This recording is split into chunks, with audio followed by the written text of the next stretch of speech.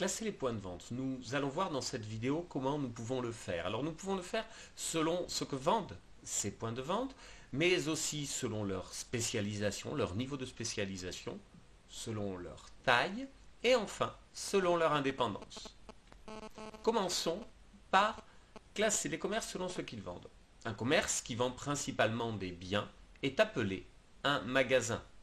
Rappelons ici qu'un bien est quelque chose de matériel, c'est-à-dire que l'on peut toucher un fruit, une bouteille de vin.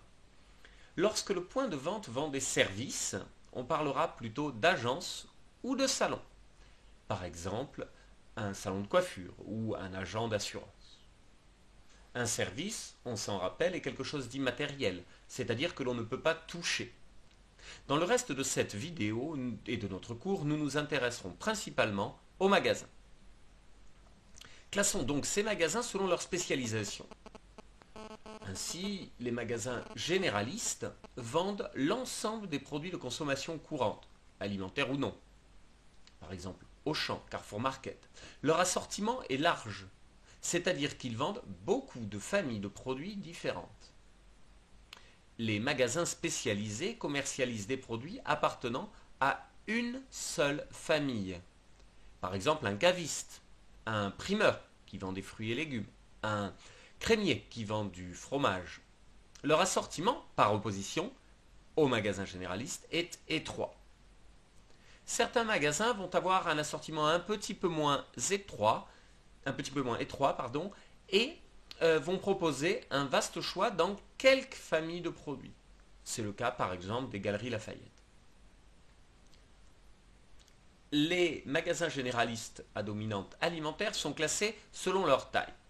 Nous allons poser trois tailles qui serviront de limite. 120 m², 400 m² et 2500 m². En dessous de 120 m², on parle d'épicerie. Entre 120 et 400 m², on parlera de supérette. Entre 400 m² et 2500 m², nous parlerons de supermarché. Enfin, au-delà de 2500 m², nous parlerons d'hypermarché. Deux autres magasins existent en produits alimentaires, deux autres types de magasins que l'on retrouve et qu'on peut également classer selon leur taille.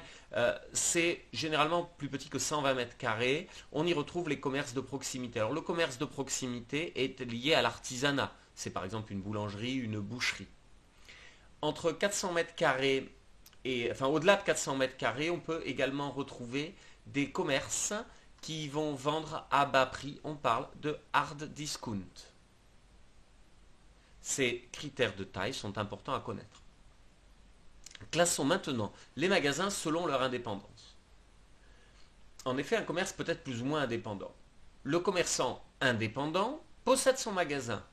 Il possède le nom de son enseigne, par exemple la cave de Bernard. Il vend des produits qu'il choisit lui-même auprès de ses fournisseurs. Il est indépendant dans tous ses choix. Le commerce franchisé est indépendant, mais est associé avec d'autres commerçants pour certaines opérations. Par exemple, l'achat en gros par une centrale d'achat, la publicité en commun. Par exemple, les VNB, pour prendre le domaine du vin, sont des magasins généralement franchisés. C'est-à-dire que le nom VNB, la publicité, les opérations d'achat, de négociation des prix sont réalisées par le franchiseur VNB. Chaque magasin bénéficie de ces services en échange d'une contrepartie financière et de l'obligation d'acheter l'essentiel, voire la totalité des produits auprès de la centrale d'achat de VNB. Le commerce intégré maintenant, il s'agit d'une seule entreprise qui possède tous les points de vente et là où les centrales d'achat, Auchan, fonctionnent sur ce principe. Nous avons donc vu dans cette vidéo comment classer les points de vente selon ce qu'ils vendent, selon leur spécialisation, selon leur taille et enfin selon leur indépendance.